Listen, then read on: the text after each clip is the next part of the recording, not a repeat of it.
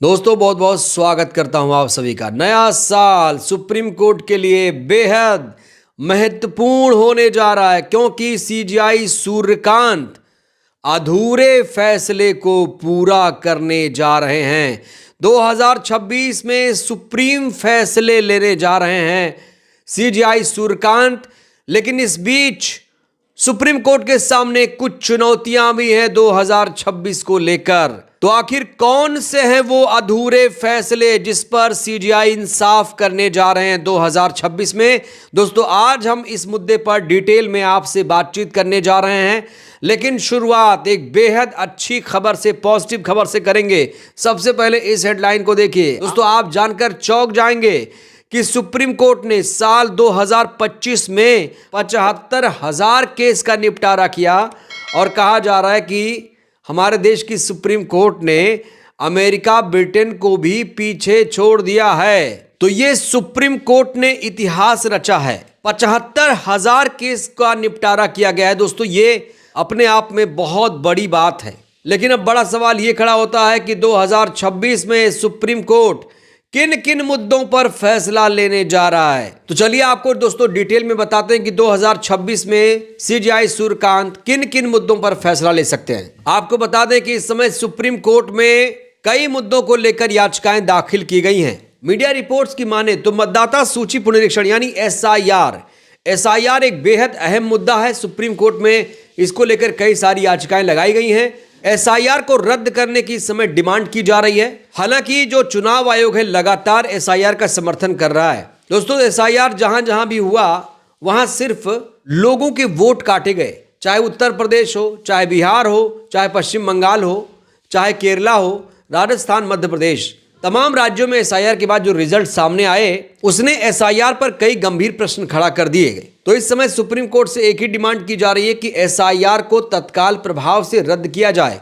इसको लेकर supreme court में याचिका लंबित है। देखते हैं सीजेआई इस पर क्या फैसला लेते हैं। दोस्तों इस बीच एक और मामला है राजद्रोह कानून का। राजद्रोह कानून पर भी फैसला लेना है सीजेआई सूर्यकांत को। इसके अलावा वक्फ कानून को लेकर फैसला लेना है, ऑनलाइन गेमिंग, इसके अलावा महिलाओं के धार्मिक स्थलों में प्रवेश का मामला, 3 तलाक का मुद्दा, ट्रिपल तलाक के मुद्दे पर भी सीजेआई को अपना निर्णय सुनाना है। और माना जा रहा है कि इन तमाम मुद्दों पर 2026 में ही फैसला आ सकता है। दोस्तों आपको बता दें कि कई धार्मिक स्थलों में महिलाओं के प्रवेश पर पाबंदी है, जैसे कि सबरीमाला का मुद्दा बेहद अहम हो जाता है। सुप्रीम कोर्ट की 5 जजों की संविधान पीठ ने 2018 में फैसले में केरल के सबरीमाला मंदिर में 10 से 50 साल की महिलाओं के प्रवेश पर प्रतिबंध को गलत ठहराया था। यह फैसला अभी लागू भी है, लेकिन सुप्रीम कोर्ट के फैसले के खिलाफ पुनर्विचार याचिका स्वीकार कर ली गई और धार्मिक स्थलों में महिलाओं की प्रवेश पर पाबंदी के इस मुद्दे को और व्यापक मानते हुए 9 जजों की पीठ को विचार के लिए भेज दिया। इस मामले में आने वाला फैसला महिलाओं की धार्मिक स्थलों के प्रवेश में लिंग आधारित भेदभाव पर व्यवस्था तय करेगा।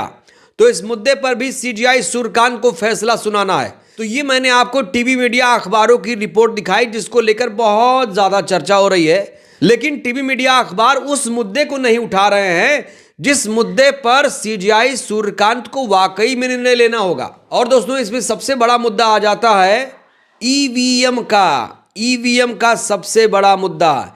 ईवीएम को लेकर एडीआर की सुप्रीम कोर्ट में एक याचिका लगा दी गई है और कहा जा रहा है कि 2026 में ईवीएम पर भी सीजेआई सूर्यकांत कोई बड़ा निर्णय ले सकते हैं। दोस्तों आपको बता दें विपक्ष के तमाम नेता ईवीएम को हटाने की मांग कर रहे हैं और यह मुद्दा 2009 से ही गरमाया हुआ है। जब पूरी दुनिया में ईवीएम की शुरुआत हुई तो हमारे देश में भी ईवीएम की शुरुआत हो गई थी 2004 से ही। और अब मामला इतना ज्यादा फंस गया कि ईवीएम पर किसी को विश्वास ही नहीं, भरोसा ही नहीं है। जब भी रिजल्ट आते हैं विपक्ष के तमाम नेता नतीजों पर सवाल खड़े करने लगते हैं, कहते हैं कि ईवीएम से रिजल्ट सही नहीं आता है, ईवीएम में धांधली हो जाती है। और इसीलिए एडीआर ने फिर से एक याचिका सुप्रीम कोर्ट में लगा दी है और माना जा रहा है कि अब सीजेआई सूर्यकांत इस पर कोई निर्णय इसी साल ले सकते हैं। और अगर सीजेआई सूर्यकांत इसमें कोई बड़ा निर्णय लेते हैं तो यकीनन ये सुप्रीम कोर्ट का बेहद ऐतिहासिक फैसला माना जाएगा। दोस्तों ईवीएम के अलावा सुप्रीम कोर्ट में एक और याचिका जयपुर हाई कोर्ट में लगे मनु की मूर्ति को लेकर लगाई गई है। आपको बता दें, राजस्थान हाईकोर्ट के सामने मनु की मूर्ति लगाई गई है, जिसको लेकर अंबेडकरवादी लगातार विरोध करते रहे हैं और इसको लेकर भी सुप्रीम कोर्ट में एक याचिका लगाई गई है।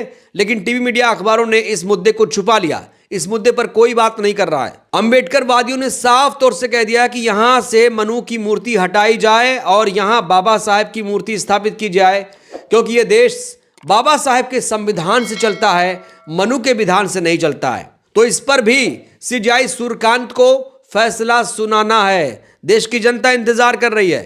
दोस्तों, वहीं ग्वालियर हाई कोर्ट में अभी भी बाबा साहब की मूर्ति नहीं लग पाई है। आपको याद होगा, पिछले 8 महीने से लगातार लोग आंदोलन प्रदर्शन कर रहे हैं और जो ग्वालियर का मिश्रा है, जो दुबे है, वो लगातार अंबेडकर खिलाफ जहर उगल रहा है, लेकिन अभी तक मोहन यादव सरकार ने उसके खिलाफ कोई कार्रवाई नहीं की है। तो ग्वालियर हाई कोर्ट में अभी तक बाबा साहब की प्रतिमा ना लगने के बाद अंबेडकर वादियों में रोष है। इसको लेकर याचिका भी सुप्रीम कोर्ट में लगा दी गई है और अब सूर्यकांत को इसमें निर्णय लेना होगा।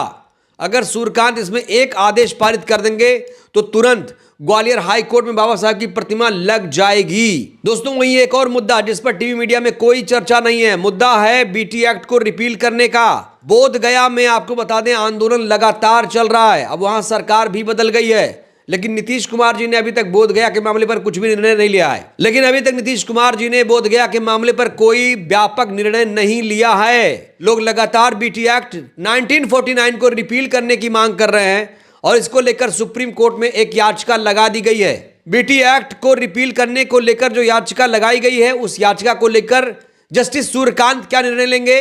देश बड़ी उम्मीद भरी निगाहों से सूर्यकांत साहब की तरफ देख रहा है। देखना होगा सूर्यकांत साहब इन तमाम लंबित मुद्दों पर क्या निर्णय लेते हैं। पूरा देश इस समय सुप्रीम कोर्ट को उम्मीद भरी निगाहों से देख रहा है। अब दोस्तों, मैं आपको बताता हूं कि सुप्रीम कोर्ट के लिए कुछ चुनौतियां क्या हैं। देखिए, सुप्रीम कोर्ट में अभी जजों की जो स्वीकृत संख्या है वो 34 है और हमारे देश की जो जनसंख्या है 150 करोड़ के आसपास पहुंच गई है। और इससे अगर अंदाजा लगाया जाए तो लगभग 4.5 करोड़ की आबादी पर सुप्रीम कोर्ट में मात्र एक जज है। 34 की संख्या भी 2019 में बढ़ाई गई। ऐसे में सुप्रीम कोर्ट में जितने भी मामले पहुंच रहे हैं, उस हिसाब से जजों की संख्या ना के बराबर है। दोस्तों, आपको जानकर हैरानी होगी कि इस समय सुप्रीम कोर्ट में 95,000 केसेस पेंडिंग हैं और इस समय सीजेआई सूर्यकांत ने संकल्प लिया है कि वो पेंडिंग केसों का तुरंत निपटारा कर देंगे। इसके लिए उन्होंने कल ही परसों एक आदेश जारी किया, एक एसओपी जारी कर दी गई है कि अगर कोई फरियादी सुप्रीम कोर्ट में आधी रात पहुंचता है, आधी रात को कोई दरवाजा सुप्रीम कोर्ट का खटखटाता है, तो आधी रात को भी सुप्रीम कोर्ट खोल दी जाएगी। उस फरियादी को इंसाफ देने के लिए सुप्रीम कोर्ट आधी रात को खोल दिया जाएगा। ये ऐलान किया है सीजेआई सूर्यकांत साहब ने।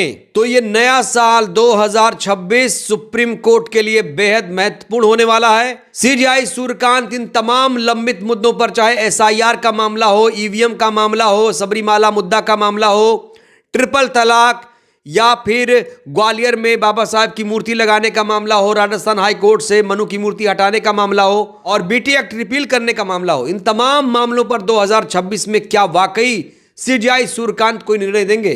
दोस्तों, सूर्यकांत साहब से आपको कितनी उम्मीदें हैं? राय दीजिएगा। बहुत बहुत धन्यवाद।